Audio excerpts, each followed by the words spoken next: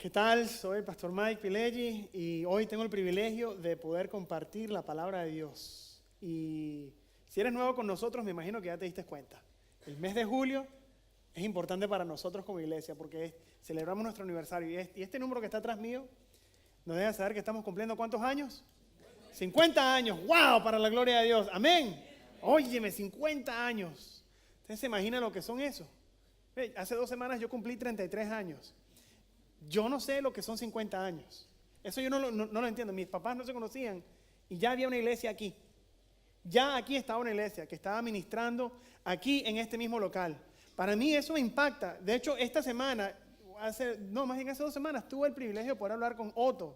¿Ustedes conocen a Otto? Otto es uno de nuestros diáconos. No sé si ustedes saben, pero él es uno de nuestros miembros fundadores de nuestra iglesia. Y tuve un chance de poder hablar con él y para hacerle preguntas acerca del pasado y ver qué es lo que estaban pensando en el futuro, por qué se decidieron unir, qué fue lo que ellos estaban pensando, qué era lo que los estaba dirigiendo, por qué hicieron esto. Y la pregunta que yo me estaba haciendo en el medio de todo esto era saber si es que ellos podían ver el futuro. Yo me hago esa pregunta porque ¿será que ellos, estos miembros cuando se unieron en un bar, será que ellos podían ver el futuro? ¿Será que ellos podían ver cada decisión, cada paso que hubiesen tenido que haber tomado? Cada momento difícil, cada barrera, cada lágrima, cada gota de sudor, cada momento de dolor. ¿Será que ellos podían ver que cada uno de esos momentos de dolor, atrás de cada uno de esos momentos de dolor, también iba a haber momentos de alegría y de gozo y decisiones para la gloria de Dios, para poder seguir a Cristo como Señor y Salvador, personas entregando sus vidas, personas bautizándose, discípulos haciendo discípulos, una generación enseñándole a la otra generación? ¿Será que ellos pudieron ver cada momento de alegría también? ¿Será que ellos podían ver el futuro? Y bueno, en el medio de mi conversación con Otto, la verdad es que aunque ellos no podían ver un futuro con claridad, ellos no pueden ver un futuro en el cual ellos no invertían en la próxima generación. Y yo entiendo, de alguna manera, aunque han pasado 50 años, cómo es que alguien puede llevar a tomar un paso de fe así, de tomar una decisión así pero tan importante. Porque fíjense, este mes no es solamente importante para nuestra iglesia. Este mes también es importante para mí y para mi esposa, porque mañana es nuestro 7º aniversario de matrimonio. Entonces estoy muy feliz, estamos muy contentos. Y fíjense que yo, al estar en este altar, enfrente de mi esposa, aunque en ese momento todavía no era mi esposa, yo todavía no me lo puedo creer que ella dijo que se quería casar conmigo. Ojo, porque yo soy, tú te vas a casar conmigo. Yo soy un problema y medio. Iglesia, yo me imagino si esta mujer podía ver el futuro. ¿Será que ella podía ver cada dolor de cabeza que yo le iba a traer? ¿Será que ella podía ver cada lágrima que ella iba a llorar? ¿Será que ella podía ver cada momento de tristeza, cada momento de dolor? Pero que atrás de cada uno de esos momentos iban a haber también momentos de felicidad y momentos de gozo. ¿Será que ella podía ver la felicidad y la alegría que sería ser padres unidos? ¿Será que ella podía ver los logros y las metas alcanzadas? ¿Será que ella podía ver eso? Y les voy a ser honesto, ni ella ni yo sabíamos en lo que nos estábamos metiendo, porque no podíamos ver un futuro con claridad, pero tampoco podíamos ver un futuro sin el uno y sin el otro. Yo digo esto porque qué interesante es hablar sobre el futuro y a veces pensar en el futuro de una manera donde quisiéramos decir, ojalá lo pudiese ver con claridad, poder tomar una decisión que me lleve a otra decisión y que me lleve a otra decisión. Yo creo que aquí cada persona en algún momento en su vida ha querido poder ver el futuro con claridad. Y yo sé que si aquí cada uno pudiésemos ver el futuro con claridad, todos seríamos millonarios, porque todos hubiésemos jugado a la lotería y nos la hubiésemos ganado. O sea, todos de alguna manera u otra pensamos y deseamos poder tener claridad en el futuro. A veces no son con cosas sencillas y tontas como ganarse la lotería, pero si pudieses ver el futuro, ¿qué decisiones tomarías? ¿Será que a lo mejor tomarías la misma decisión que has tomado en el pasado? ¿O será que a lo mejor, sabiendo que esa decisión que tienes que tomar, aunque va a ser difícil y va a traer dolor, es la decisión necesaria para poder llegar al futuro que Dios quiere para ti? ¿Será que tomarías esa decisión? ¿será que pudieses tener el valor de tomar decisiones en el futuro en las cuales tú puedes decir, aunque no tengo todo lo que me guste, esta es la decisión que tengo que tomar? ¿Será que puedes hacer eso? Y la verdad es que ninguno de nosotros tenemos el futuro con certeza, en claridad. Nadie se lo sabe. Nadie sabe qué esperar. Y yo les digo esto porque a mí el pastor Lema me dio confió que yo pudiese dar el mensaje hoy acerca del futuro de nuestra iglesia. Y cuando él me dijo eso, yo le dije, bueno, pastor, claro que sí, cuenta conmigo. Pero yo adentro dije, yo voy a hablar del futuro de nuestra iglesia. Yo ni siquiera sé lo que voy a almorzar hoy. Y ya pasamos la hora del almuerzo. ¿Cómo voy yo a hablar acerca del futuro de nuestra iglesia? Y resulta que para poder hablar del futuro de nuestra iglesia, entendí que el mensaje de hoy no puede ser un mensaje normal, tiene que ser un mensaje con alguna connotación profética.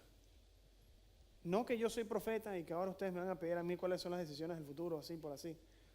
Pero yo me voy a basar en lo que la palabra de Dios dice y lo que Dios ha dicho para poder ver hacia el futuro con cada uno de nosotros en mente. Y justo en el tiempo en el que estuve estudiando con Dios, en el que estuve luchando y batallando con su palabra y orando y meditando, les voy a confesar que yo no pude ver el futuro con claridad. Pero sí les confieso que también supe en mi tiempo que el futuro que Dios quiere para nosotros como iglesia es aquel en el cual nosotros, juntos, estemos comprometidos a invertir intencionalmente a favor de la próxima generación. Iglesia, ese es el futuro que Dios está preparando para nosotros. El futuro que Dios quiere para nosotros es el cual nosotros estamos juntos, no separados, no siendo individualistas, sino estando juntos y que estemos comprometidos. No estar con ese juego de miti-miti, un pie aquí y un pie acá, sino estar comprometidos a invertir intencionalmente. No dejar que otro lo haga, no hacer cuando nos dé el tiempo para hacerlo, no, sino estar intencionalmente involucrados en esto a favor de la próxima generación. Iglesia, vamos a ver hoy en la palabra que yo no les voy a dar a ustedes cada paso y cada decisión que hay que tomar. Pero el futuro de nuestra iglesia va a depender de esta visión. Estos próximos 50 años no van a ser posibles si no tenemos el enfoque en donde estamos. Y fíjense que cuando nosotros leemos Primera de Samuel, hay tantas cosas que están sucediendo en este pasaje. Es más, Samuel es un libro que fue dividido a la mitad, porque se llama Primera Samuel y Segunda Samuel, porque es tan larga la escritura. Pero cuando uno va a leer Primera y Segunda Samuel, uno no, nada más al verlo, uno dice, wow, la importancia de este libro, porque las historias más memorables de la Biblia están en Primera y Segunda Samuel. Y resulta que estos dos libros, cuando uno los va a leer, tiene que tener en mente dos versículos. Hay solamente dos versículos en los cuales Primera y Segunda Samuel están dependiendo. Y está aquí en Primera Samuel capítulo 2, versículos 7 al 8. O sea que cuando leas Primera Samuel tienes que leerlo con esto en mente.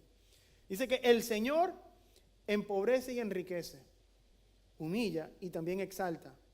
Levanta del polvo al pobre, del muladar levanta al necesitado para hacerlo sentar con los príncipes y heredar un sitio de honor.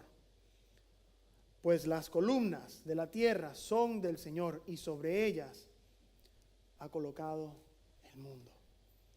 Cuando uno lee Primera y Segunda Samuel, uno se va dando cuenta que lo que la gente pensaba que iba a suceder, no sucede. Y lo que tenía que suceder, no sucede. Y lo que no iba a suceder, termina sucediendo. Vemos que todo le pertenece a Dios. Vemos que todo le pertenece a Dios. Que el pasado le pertenece a Dios. Que el presente le pertenece a Dios. Y más importante en este momento, que el futuro le pertenece a Dios. Dios ya ha decidido su futuro. Y todo le pertenece a Él. La gente no entendía, la gente no sabía, pero la gente sabía que el futuro le pertenece a Dios. Y cuando Samuel llega, fíjense que Samuel entra en la historia de Israel en un momento muy extraño. Entra en un momento muy oscuro, de mucha tristeza y de mucho dolor y de mucha confusión.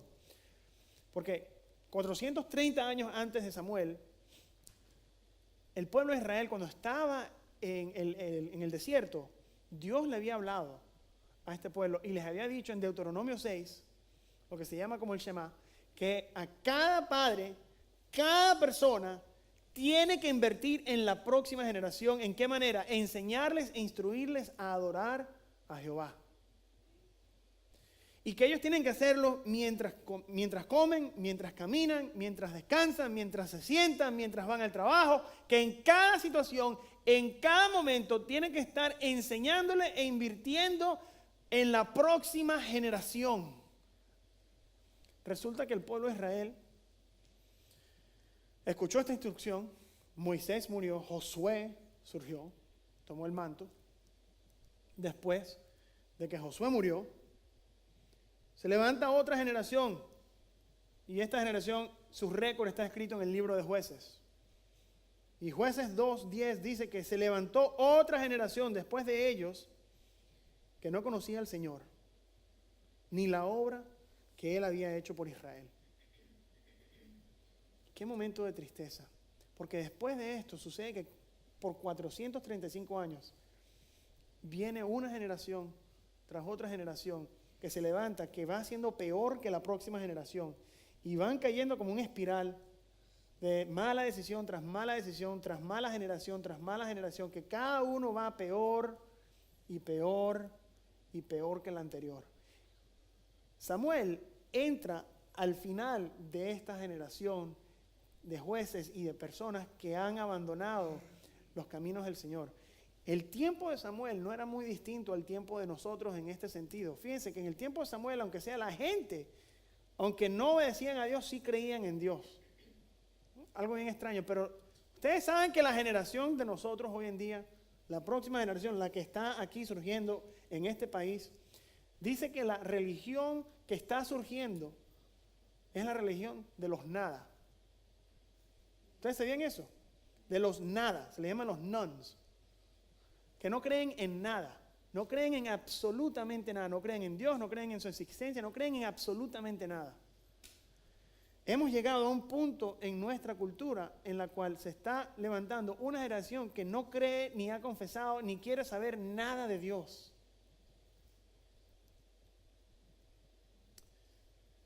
Por eso es que cuando 1 Samuel 3 comienza, empieza en una realidad un poco cruda, diría yo. Porque 1 Samuel 3 empieza así, dice que el joven Samuel servía al Señor en presencia de Elí. Y dice que la palabra del Señor escaseaba en aquellos días y las visiones no eran frecuentes. O sea que el pueblo de Dios estaba tan lejos de Dios que ni siquiera podían escuchar su voz. No lo conocían, pensaban en Él. Y fíjense que en el momento en el cual Dios le habló, Samuel era un niño, un pequeño joven. Y él vivía justamente en el templo. Y la razón por la cual vivía en el templo es porque su mamá, cuando ella oró a Dios para que le pudiera dar un hijo, ella entregó a su hijo y dijo que ella lo iba a dedicar hacia el Señor. Y el dedicarlo hacia el Señor, pues quiere decir que lo tiene que entregar en el templo del Señor, para que sea criado en el templo. ¿Quién quiere dedicar su hijo para que viva aquí, en el templo, en esta iglesia, las próximas semanas, y que no tenga que pagar renta a usted, y que no tenga que pagarle nada, y que nosotros nos encarguemos de eso? No, nadie, ¿verdad? Imagínense la decisión que tuvo que tomar esta madre para poder presentar a su hijo de esta manera y entregárselo al Señor. Esta madre vivía tan lejos de su hijo que su madre y su padre nada más lo podían visitar una vez al año. Una vez al año lo venían a visitar. En el día de expiación es cuando ellos venían. Y Samuel estaba siendo criado por otra persona, por el sumo sacerdote de Israel en esos tiempos. Esta persona se llamaba Elí. Samuel y Elí vivían juntos en el templo del Señor, queriendo decir que ellos eran las personas que estaban más cercanas a Dios. Sin embargo, Elí y Samuel eran completamente diferentes, porque Elí, vino un profeta en el capítulo anterior que le había dicho a Elí que Dios estaba tan, pero tan pero tan bravo con Elí por todas sus decisiones, que no iba a permitir que sus hijos ni siquiera vivieran y que él iba a eliminar a toda su familia. Elí había profanado el templo del Señor. Elí había dejado que sus hijos hicieran lo que quisieran con las ofrendas del Señor. Ellos venían, y la gente venía y daban las ofrendas, y los hijos hacían como que un Texas de Brasil y se comían la comida que era para el Señor, que le daban como ofrenda. Esto es para mí, esto es para mí, esto es para mí. Y lo único que hizo Elí fue decirle a sus hijos: ¿sabes qué, mijitos? No hagan eso está malo. Pero ni siquiera se lo dijo así como: ustedes saben que lo que hacen es malo, ¿verdad? Y no hizo nada para corregirlo, solamente eso. Elí también descuidó y permitió que la próxima generación tampoco estuviese siendo invertida. Pero es entonces en este capítulo, en el medio de toda esta oscuridad, en el medio de todo este desierto, en el medio de todas estas malas decisiones, que vemos que hay una esperanza para el futuro. Hay esperanza para el futuro. Hay hoy día esperanza para nuestro futuro. Yo puedo ver ese futuro en el cual Dios estaba hablándoles a Samuel. Yo me pregunto si ustedes pudieron ver lo mismo que yo vi. Yo quiero darles a ustedes 3 cosas que yo vi mientras estuve leyendo Primera de Samuel. Y normalmente no hago esto, pero quisiera compartirlo con ustedes de todas maneras. La primera cosa es que Dios ha hablado.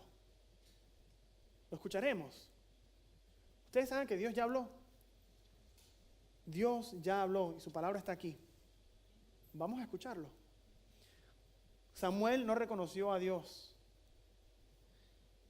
Fíjense que nosotros vivimos en una temporada, en una cultura, en una época donde nadie reconoce a Dios. Qué interesante que vivimos en un tiempo en el cual todos somos espirituales, pero nadie es religioso. Vivimos en un tiempo en el cual el peso de nuestras opiniones son más que lo que Dios ha dicho. Vivimos en un tiempo en el cual todos tienen una opinión de Dios, pero a nadie le interesa lo que Él ya ha dicho. Dios ha hablado. ¿Será que lo escucharemos? Fíjense que Samuel, cuando Dios lo llamó, él fue 3 veces a Elí. Y cuando él se presentó con Elí, acuérdense que eso es en medio de la noche. Y la palabra dice que, como era tan escaso escuchar a Dios, que bueno, que hasta mismo Elí le dijo: vete a dormir. Que yo no te llamé, vete a dormir. Tan desinteresado estaba Elí y tanto desconocimiento tenía Elí con la obra de Dios, que ni siquiera reconoció cuando Dios estaba llamando a Samuel. Tuvo que tomarle 3 veces para darse cuenta: espera, ¿no será que eso está sucediendo con nuestra cultura y en nuestra iglesia y con nuestros padres y con todos nosotros? ¿No será que nosotros a veces lo que hacemos es estar más preocupados por nuestros sueños y por nuestras propias cosas, sin darnos cuenta y estar escuchando atentamente lo que Dios está diciendo? ¿Será que estamos tan enfocados en nuestros sueños, en nuestro dormir, en lo que queremos hacer, que no estamos guiando y estamos durmiéndonos? Dios ha hablado, iglesia. ¿Será que vamos a escuchar su voz? ¿Vamos a escuchar su voz? Hello. Sí, amén. Una persona va a escuchar su voz.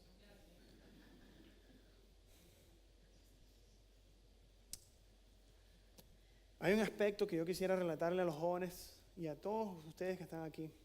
¿Quién es joven aquí? Aquí a todos. Pastor Becerra dice que es joven. Amén. Amén, dice Pastor Becerra.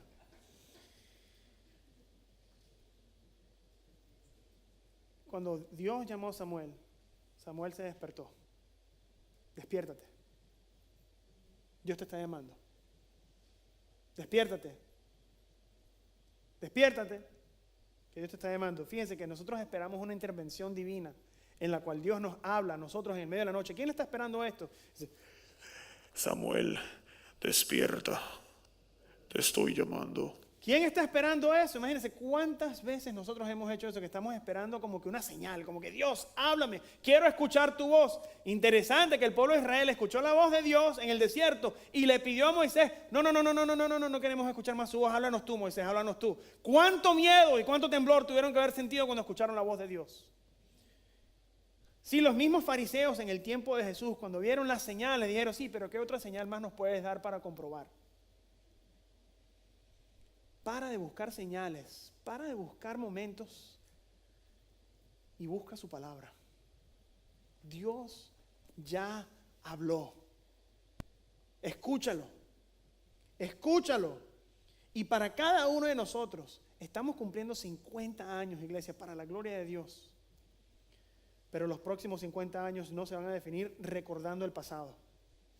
Los próximos 50 años no se van a definir si seguimos soñando en los viejos tiempos, pensando, no, es que en esos tiempos atrás las cosas eran así.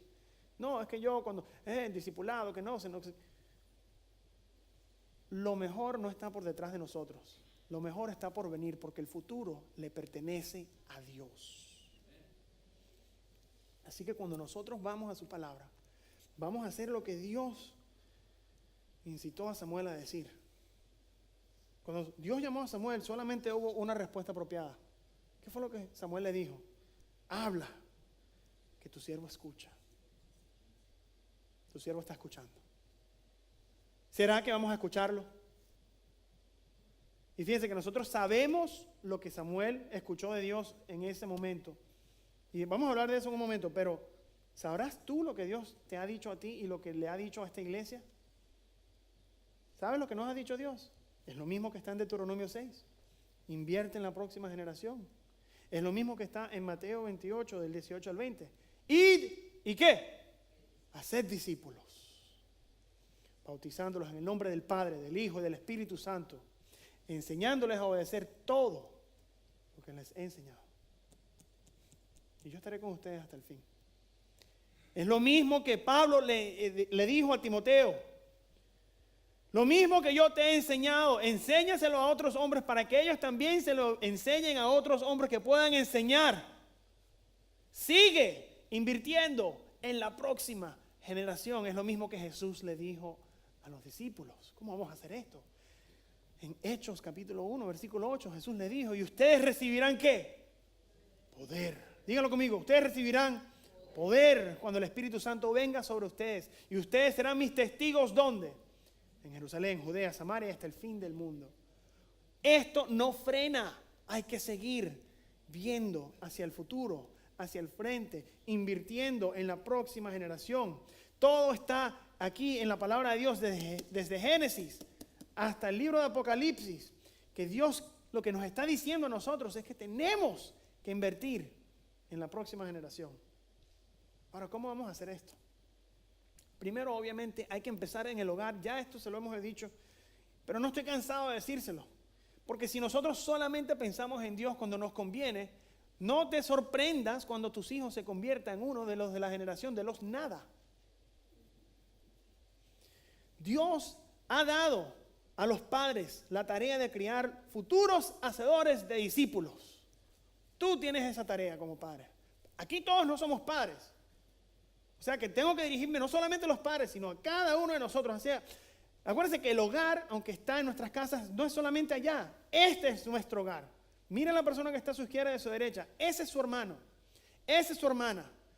Esto es lo que Dios ha creado. Y Él mismo dijo que Él iba a construir y a diseñar su propia iglesia. Tú eres su iglesia. Este es tu hogar. ¿Qué es lo que vamos a hacer para invertir a favor de la próxima generación? Yo me acuerdo que el pastor Lema, hace 2 años, nos dio un reto, nos dio un desafío, que tenemos que ir a las escuelas. ¿Ustedes se acuerdan cuando el pastor Lema dijo eso? Bueno, yo fui a visitar las escuelas hace 2 años y cuando yo les dije de dónde venía, me dio un poquito de tristeza porque no sabían ni quiénes éramos nosotros. Y bueno, se entiende que también como la iglesia ha cambiado de nombre, que a lo mejor no hubiesen reconocido el nombre, pero no me gustó eso. Pero quiero que sepan que para la gloria de Dios, Marquí, Milvian y yo hemos estado yendo a diferentes escuelas en el área, ministrando, llevando la palabra de Dios a más de 200 jóvenes cada semana. Más de 200 jóvenes cada semana, predicando el evangelio y enseñándoles cómo seguir a Cristo. Eso es para la gloria de Dios, iglesia. Amén. Pero fíjense bien. Amén. Si quieren darle un aplauso, déselo. Pero fíjense bien, somos solamente 3 personas haciendo esto. Ese peso no puede quedarse con nosotros. Y lo más interesante es que yo cuando digo esto, hay personas que me dicen, son 200. ¿Y dónde están?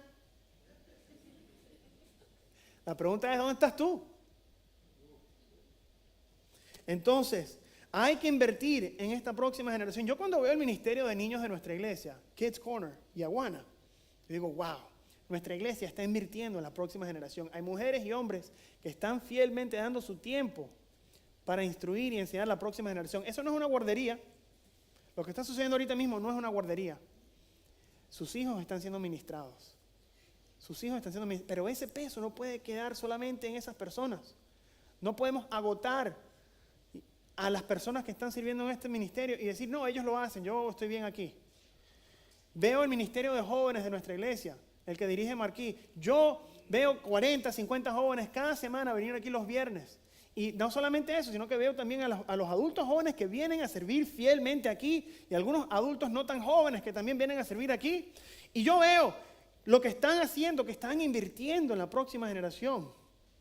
Pero esto no puede quedar en el menos del 10% de nuestra iglesia. Nosotros tenemos que estar pensando, ¿cómo me puedo unir yo a invertir en la próxima generación? Este sermón no se trata de que tú ahora te anotes y sirvas en uno de estos ministerios, pero si llegas a hacer eso, gloria a Dios.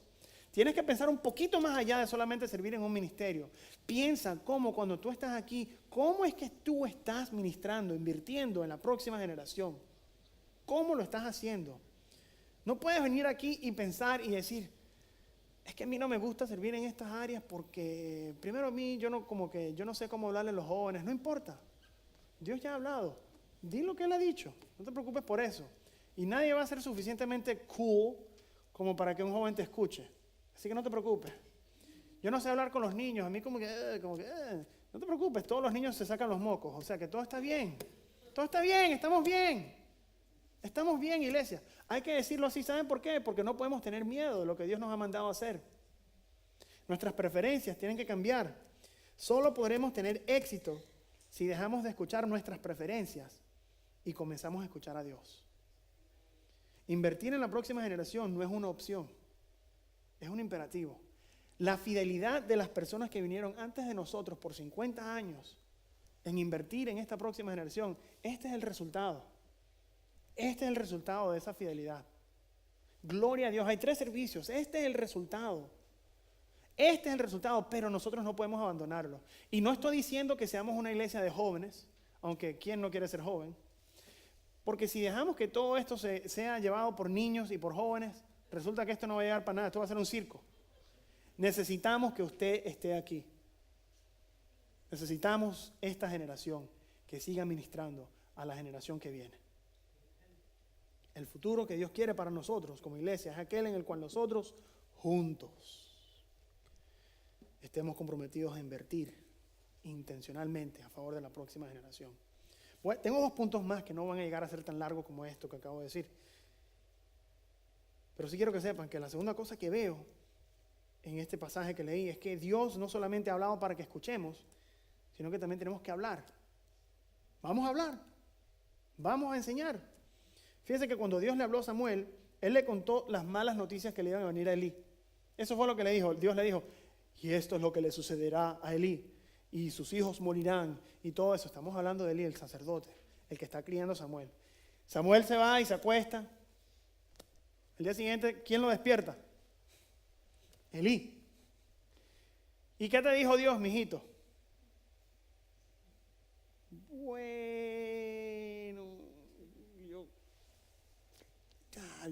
¿Cómo uno le dice eso a alguien que respeta? Lo malo que le va a suceder por su falta de obediencia. Elí insistió y al final Samuel le dijo lo que Dios había dicho.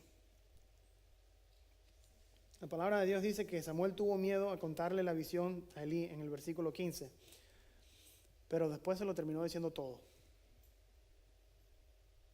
Si vamos a invertir en la próxima generación, nosotros tenemos que estar dispuestos a hablar lo que Dios ha dicho.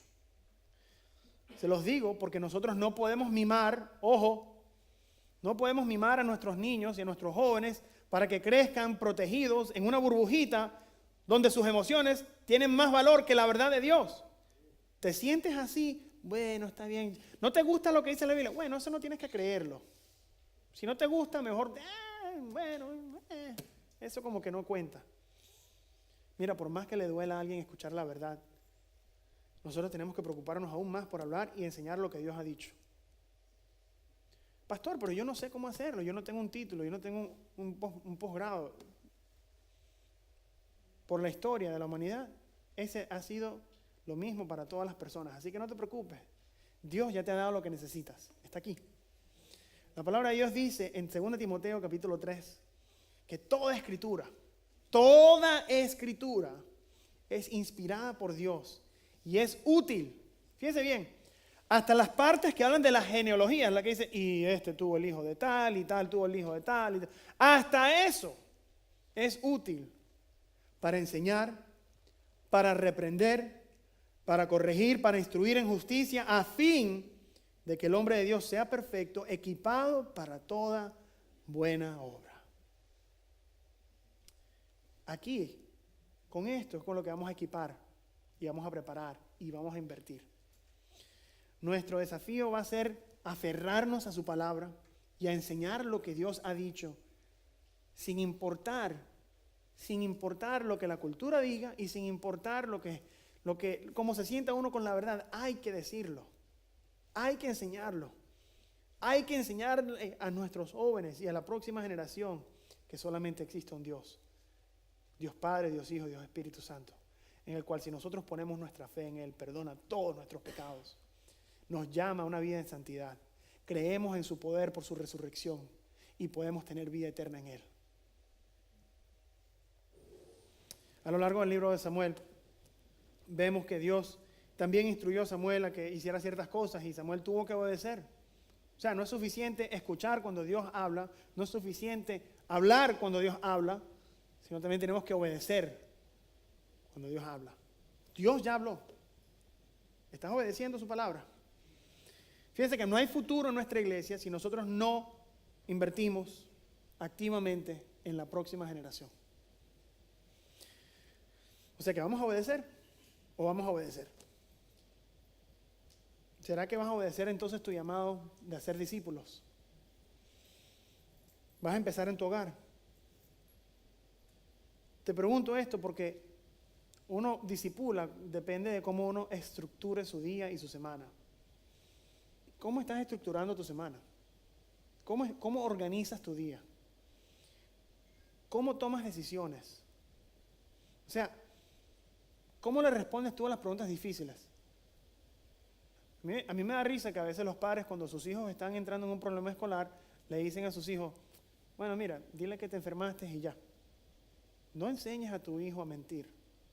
Enséñale a obedecer a Dios, tú obedeciendo a Dios. Discipúlalo, tanto en tu hogar, pero discipula a tus hijos, iglesia, así tengas hijos en tu hogar o no. Los jóvenes y los niños que están aquí, ellos son tus hijos.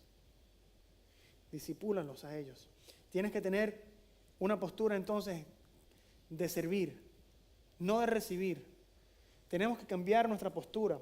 Se lo digo de esta manera, sé que es importante y tenemos que recibir la palabra de Dios cuando escuchamos y cuando venimos y nos sentamos en el sermón. Y en cada momento tenemos que recibir pues lo que Dios tiene. Pero no se llama un servicio dominical porque venimos a servirte a ti. Tu postura tiene que cambiar. Pastor, pero es que a mí me gusta cuando lo hacen así. Y a mí me gusta esta canción más que la otra. ¿Quién te dijo a ti que las canciones son para ti?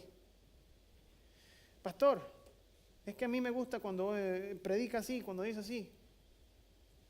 Pero si esto es lo que se está predicando es porque Dios quiere que tú escuches esto. No. Yo mejor me voy buscando, yo mejor me voy haciendo. Si Jesús dijo, Él no vino para ser servido, sino más bien para servir, en Marcos 10:45. ¿Quién nos hace creer a nosotros que nosotros debemos de ser servidos? ¿No debemos nosotros de adoptar la postura de nuestro Señor y Salvador? ¿No debemos nosotros hacer eso, iglesia? Amén. Entonces yo quiero que sepas cómo podemos invertir.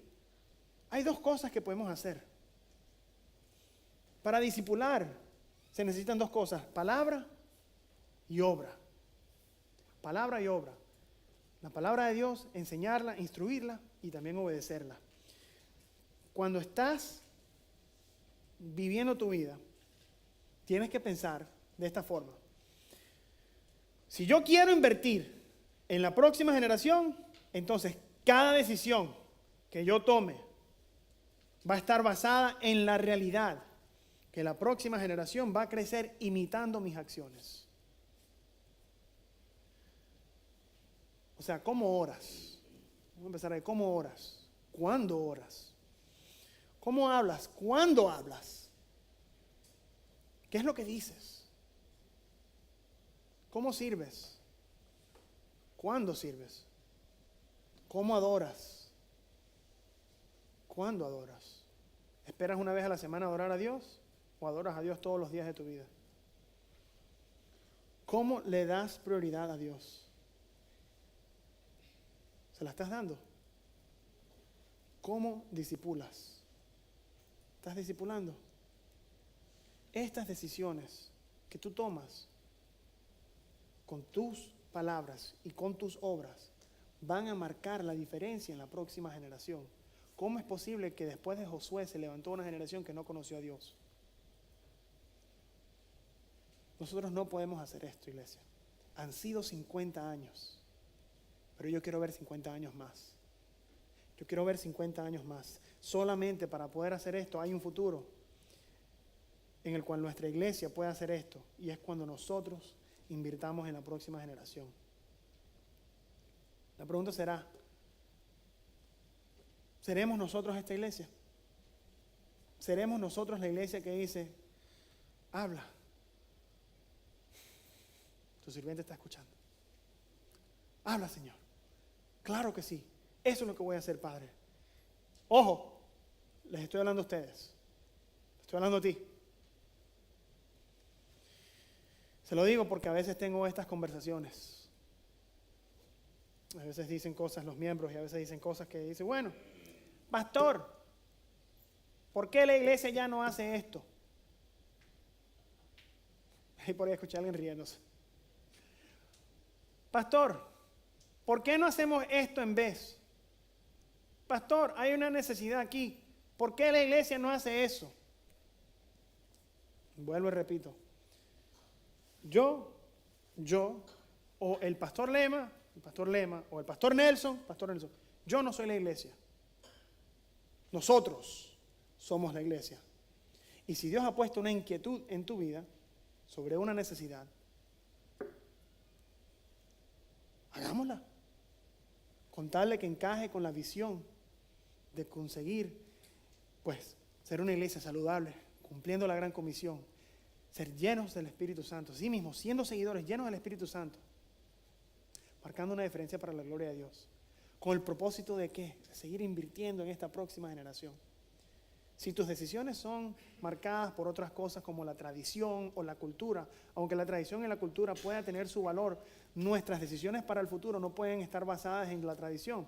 Por ejemplo, yo estoy tan orgulloso de una iglesia como esta que tuvo la decisión hace unos cuantos años atrás de decir, aquí alrededor el 80% de la gente habla inglés y aquí todos nosotros solamente tenemos servicio en español.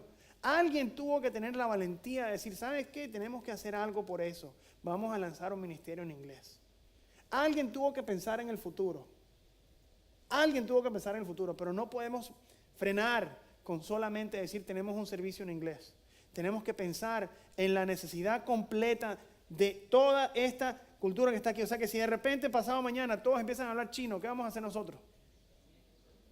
No, yo hablo español. Somos una iglesia hispana. No, nosotros somos el pueblo de Dios. Y si aquí se habla chino en la comunidad, tenemos que aprender chino para que ellos puedan recibir a Cristo. Gracias a Dios no tenemos que aprender chino.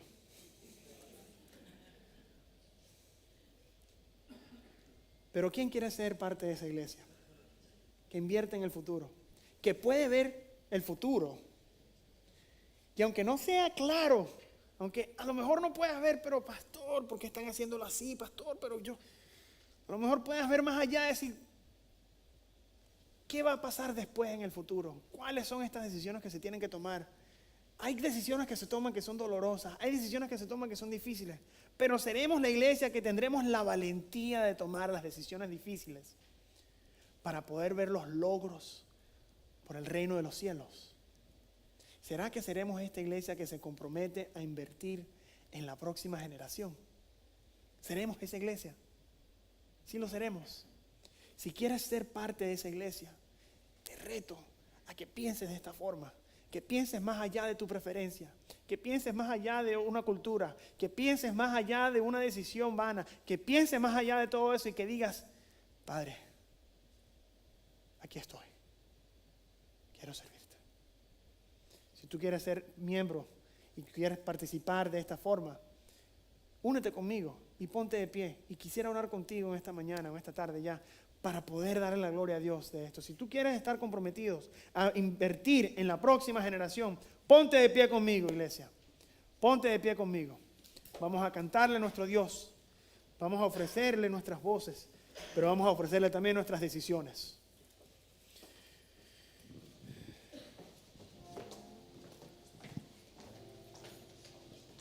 Señor, venimos ante ti y nos ofrecemos como sacrificio.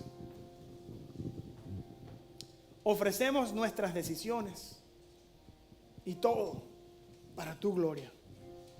No entendemos con claridad todos los pasos que tenemos que tomar, pero sabemos, Señor, que el futuro te pertenece a ti. Ayúdanos a estar en tu voluntad, Padre, y a tomar decisiones para invertir en la próxima generación. No podemos dejar, Señor, que una generación crezca sin conocerte. Nos rendimos a ti. Te bendecimos en nombre de Jesús.